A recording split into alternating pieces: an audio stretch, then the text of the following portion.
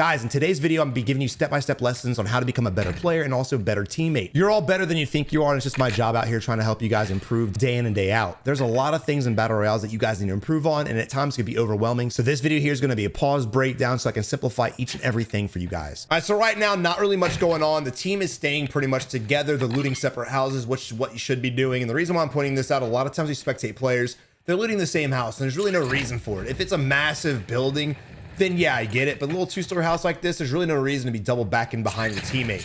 Knock out different houses, get your money fast, quickly, and then go to the buy station. That's exactly what we're doing here. Do have a most wanted bounty up in this direction too. Green's a little stagnant behind us, but that's fine. Now we're very close to our loadout situation, so all we have to do right now is open a box, get $500, and we can buy our loadie safely and then maybe even push the bounty. Just depends on how aggressive this team is and how far that bounty is away from us. And again, we want to talk about momentum and how to get it. The moment we get that money, don't waste any time, because every second you waste is another second an enemy team can end up pushing you and knocking you out of the lobby. We watch so many times players have enough money for their loadie, for UAVs, and they're sitting, waiting, and just doing a bunch of BS. When in reality, if they just go ahead and get their loadie, by the time they get pushed, now it's kind of an even fight, and here they are doing it. And again, it may not seem like a big deal. They just wasted possibly, what, 15, 20 seconds, and it's not really a huge deal in this aspect, but as you guys are doing this, it's a snowball effect, right? It just compounds. All this wasted time goes from 20 seconds, 40 seconds, 2 minutes, 5 minutes. Next thing you know, you've got maybe 4 or 5 kills. It's end game, and you're on a hard regain just because you got clapped for making the wrong decisions. But we do know there's an enemy to our right-hand side because of most wanted. So again, you don't have to go fight him if you don't want, but we know that he was over there. Whether he died or not, there's still a team in that direction, so we could go over there and get a little bit aggressive. We're gonna go ahead and make our way to the spy station. Now we're gonna probably have more people here. Speaking of which, there's a vehicle. So let's watch what this team does, because it already looks like Oreo's gonna fall really short. It looks like Blue's going directly to the loadie, and Big Papa might fall somewhere in between. Now this is a vehicle, not sure if it's 1, 2, or 3. We'll find out here soon, but because of the separation, it could bless us, it could curse us. It just depends on how we take the fight.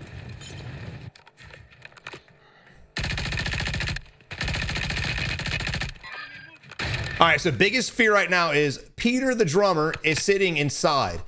Because he's by himself and because the trio just jumped out on him, if I was Peter or his teammates, I would tell him to get his ass to the rooftop, right? Take the ladder in this back and just play the roof. That way we can get some kind of line of sight. We can help him out. That, or we go ahead and make our way to our teammate fast, because he's gonna get stacked and it's not gonna be pretty.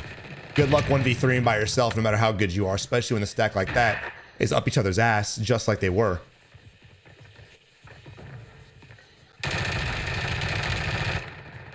That's unfortunate. We go down, Big Papa goes down. This is not looking good.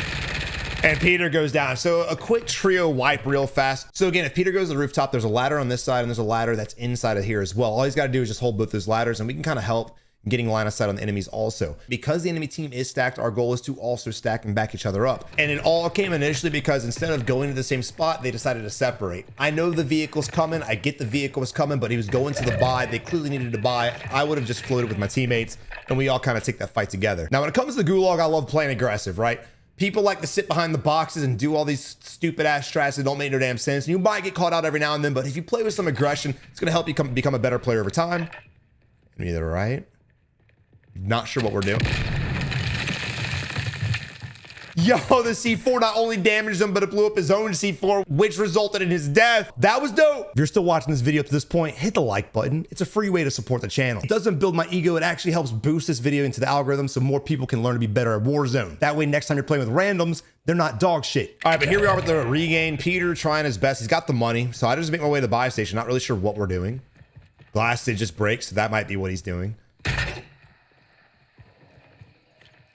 Footsteps pushing us. We really don't have much.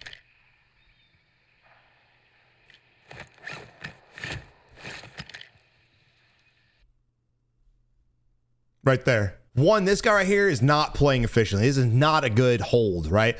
He knows we're here. He's just holding the angle. I get it, but we have a box we could play, which is hard cover. We could get inside and play that little lip. That's hard cover. Sitting here like this, if Peter's reaction time and his observation was up to par, this is a very easy kill for your boy, because we can just kind of jump back to the wall and re-challenge and completely obliterate the wannabe Rambo. So because he's playing like that, I definitely don't anticipate he's going to push us. He might, but I don't think so. And again, you can kind of tell how players play and how good they are based off of shit like that. All right, we need to make a play for the buy. There's only one shooting at us, but this is trios, and he's next to a buy station. He doesn't seem too concerned. Shots coming from our left-hand side now, and that's kind of what I was leading up to. You want to try to make a play for the buy, but don't always assume the only guy shooting at you is the only enemy around. And because the enemy teammates were spread apart, if we would have had a little bit better reaction time and shit on Rambo's face, we could have made it a 1v1 again, snuck the buy. Remember, it's not always about having the best aim. You definitely want to try to work on that aim and get it good. It's more or less about observation and reaction time. Seeing that enemy, shooting that enemy, getting them out of the game, so that way you can move on to 1v1 and maybe just sneak the buy. That would have changed the momentum of this game entirely. So right now, he needs to go to Old Town. It looks like it's going to be more of a cargo ending because of the circle size over there. It's going to be a hard fight and a hard push for him. He's got his loadout. He's got no plates. He needs to go for a complete regain on his teammate, and he's broke. This is a very hard area to push through. And even the compound behind it, the city is very, what is it, Low Town, I believe, High Town? I don't know, one of the towns. It's very hard to play because everyone just sits on the rooftops. I said this in another video, and I really want to talk about it while he's just kind of rotating. If the map designers decided they wanted to make a real Battle Royale map, they would probably dominate 70% of these buildings. If any of you guys played Blackout or PUBG, the maps were great, the terrain was great, and most of them didn't have that many buildings. There were little sections for sure, but overall, there was not as many compounds as there is in Warzone. And I say all that to say, all these buildings and all these rooftops are the reason why everyone's just sitting still, not fucking playing the game. We can sit here and say shoulda, woulda, did this and that, but at the end of the day, dude, you didn't know he was there. There's no way to anticipate that dude being there. And we're moving on. Regain failed. Moving on to Nestor, to Papa Pia, to Poppy. I can read, kind of. Your boy's rocking 6 kills. We've got Al Pipu. Right now, we're kind of moving and grooving. We got Flare off to the distance. They may push that. Let's see how aggressive they really are. And there we are. So one of the most common messages I get is, Savage, I can't ever find players. And honestly, it's kind of your own fault. Not trying to be a dick, but it really is. There are so many things that tell you who is where and where is who. Flares, people zipping, people coming back from buybacks, tracers, mini-map pings, UAVs, the list goes on. There's really no reason why you guys can't find 10 players a game. All right, so real quick, while I was rambling, these guys are a little questionable. So the enemies are spread out. It could be the same team. It could be different teams. Not really sure right now, but I know there's a guy on my left, guy on my right. We need to figure out a different way to push this. I would probably just low push this guy and take him out. It could be a 2v1. It could be a very easy knock. He jumps back and he smokes back, trying to give himself leverage. And once he plates up, he just does the exact same play again and tries to go wide. And then at that point, the enemy is wrapped even more left. And we have to fall back again. And at this point here, if the enemy is playing a little bit aggressive, he could push the hill, get the high ground, and really have a nice angle on us and Pipu. All right, good smoke, and here we are going with another left-hand flank. Again, I'd rather us just do a right-hand flank and knock out one at a time, but our teammate's able to get the kill on the guy pushing, and good play by him. Unfortunately, he just got picked off by our teammate. And what's questionable about this, too, is the team fight, right? When we first crest the hill, all the enemies are shooting at us, but the moment that the dude pushed our left-hand side, his team just fucking left. They just left him there to die. So if you are that teammate that always pushes and gets killed because your teammates aren't listening, you just got to start playing with your teammates and play like a passive bitch. Unfortunately, not everybody wants to play smart, and clearly these two enemies right here are part of that caliber. All right, Peepu's shooting at the guy. You see him on the ground level still. I think he went ahead and got the kill. I think. Yep.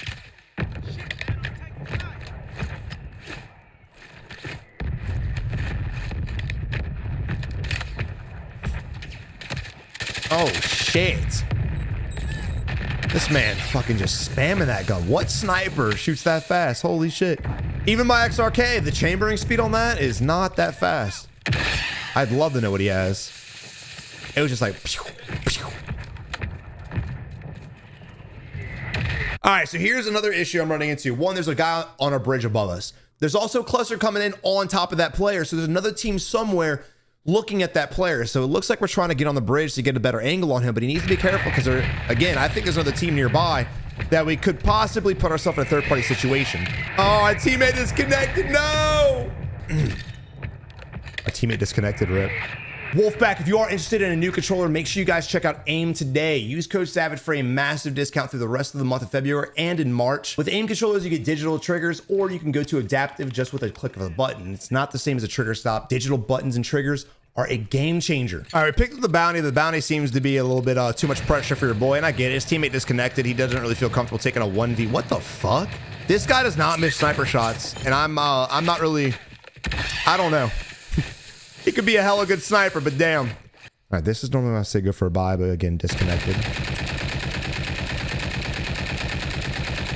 Not really sure why we're doing this. All we're doing is letting people that are around us know that we're here. I understand the mindset. You don't want them chasing you, but you're gonna have to fight them eventually.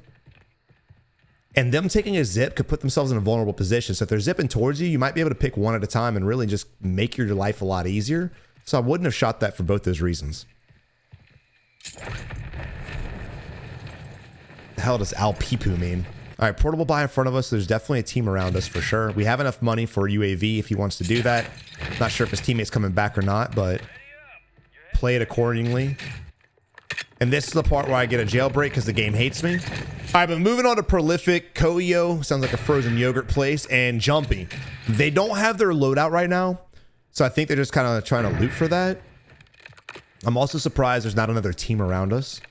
Being a buy station over here, and of course the team that was shooting at our boy earlier that was down over to the east-hand side, and then the guys over to our west. This should be a kind of a hot spot to be pushing. Normally is. All right, and even look, even though we're getting our loot, you want to pay attention to that mini map. If you want to know where players are at, and if they're pinging up there, and if they're pinging off gunfire, you know they're fighting another squad. So there's definitely 2 teams in that area minimum, probably a lot more than that, being the compound that it is. And the circle's still relatively big, so we don't really have to rotate right now. I definitely just would. All right, so we need to make a dip off to the next compound. We're kind of perched up here like a gargoyle right now. Not really sure why. We're very vulnerable, but hey, it is. Oh, weird. It is what it is. Yeah, the moment that zone rotated, that's when I would just went over here and grab the rooftop. Blue had the right idea. Unfortunately, Prolific was kind of just admiring the scenery. And just taking the higher ground is really the only thing to do. Now, these buildings are not easy to hold. You have to worry about people pushing you through the bottom, and also at the same time, because they're equal level with this building, this building, this building, and then you have the hill to our left-hand side, you're a very vulnerable target from people on your level or above. So it's a lot of stress to worry about. That's unfortunate. I think he definitely should have been able to do that. That is just bad. That's COD timing right there. It's like the game didn't want him to vault where he should have been able to vault so it could give Billy Bob Thornton camp in the fucking room a free, easy kill. And again, right now, this is what I like to call survival mode, right? We can shoot at other enemies on the rooftops. We can kind of ping enemies where they're at, but unless they're running in the open, there's really not going to be a good chance to get kills. So at this point here, it's kind of pop up, take some shots, pop down, but you want to be more defensive right now than offensive. And I say defensive, not meaning to hide, lay prone, sit in a corner. That's not what I mean. Play defensive as in keep your head on a swivel. Even though we're looking over here and we're pinging, I want to be looking at the hill behind us. I want to look at the rooftop. I want to be keeping my eyes on everything. That way, if I need to dip, bail out, reposition, I can do so before I get down and precisioned. And right now, again, we have to point this out. We're all focused on one team, and that's fine, but you want someone to keep their head on the swivel. Yo, Jumpy just going in. He's assuming there's only one guy, and there might be, but I'm not really a fan of this push because we're pushing off a very good position to push what we think is one enemy, when in reality, it could be a whole team. There are 2. There's a glint and an enemy to the right-hand side of that. So now we're in a really rough spot, and I'm not sure, and our team's getting fucked up at the same time. So not only did we put ourselves in a bad spot for nothing just to have to go back, but we also put our teammates in a bad position because we left them when they clearly need our help. Wasn't a fan of that push at all from Jumpy. You want to be on the same page as your teammates. When it's this close to the end of the game, there's really no reason to go off on your own to play Rambo. Unless you're able to 1v3 like it's nobody's business, keep your ass next to your teammates. Stop putting them in a bad spot. He's 1E. Down the rooftop to our right-hand side. He didn't see it. Even if he didn't see it, you should definitely clear it. He needs to look at the rooftop.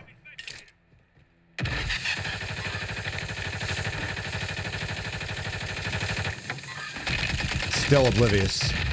I mean, I don't think they're bad players at all, but the observation, the decision making is definitely lacking.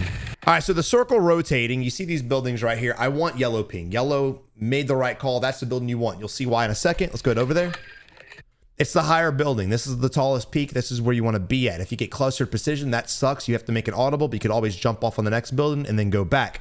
We have smoke grenades. We have munitions. I think our teammates do as well. So even though this building has a good angle on the next rooftop that we have to jump to, I think we can kind of play it. If you guys are making a play like this, you can smoke your rooftop, but I would actually smoke these guys out. I would throw smoke, jump down. That way they can't see us while we're climbing this ladder and we're vulnerable as shit. It's up to you though. There's a lot of plays we could do.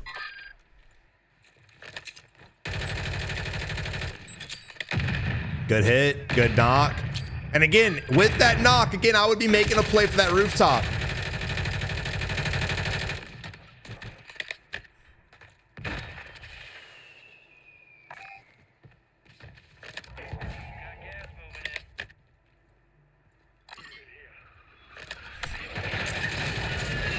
All right, we're finally going with our move.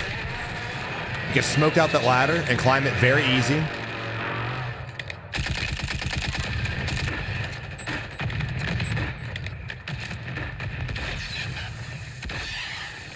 Now, there could be a guy laying up here prone. If there is, it is what it is. All right, thank God. That happens a lot. And look, because of the positioning, we have a way better advantage on the enemies because their high ground is not as high as our high ground. It gives us line of sight on all this shit. This is where I wanted to go to minutes ago. We could have got all these kills and racked up and had our kill count a lot higher than it actually is. Unfortunately, because of the delay, though, they were able to kill each other off and we only were able to get 1 kill. Maybe 2. You might have got 2 with that nade.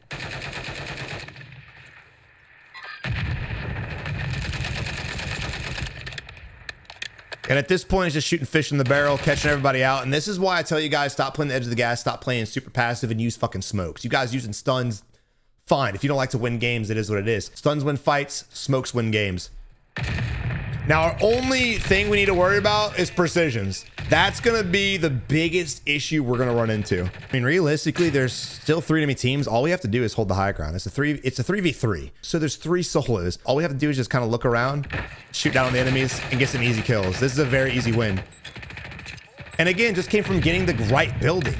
If all these enemies that are here right now would have got this building the whole time I was telling them to, they could have been in this position, but they didn't. People don't think about getting the best building, the best high ground, and holding the best position and try to keep enemies. Nobody thinks like that. Everybody hides on the edge of the fence, and when the gas tells them to move, they finally move, and that's how they end up like this dude right here.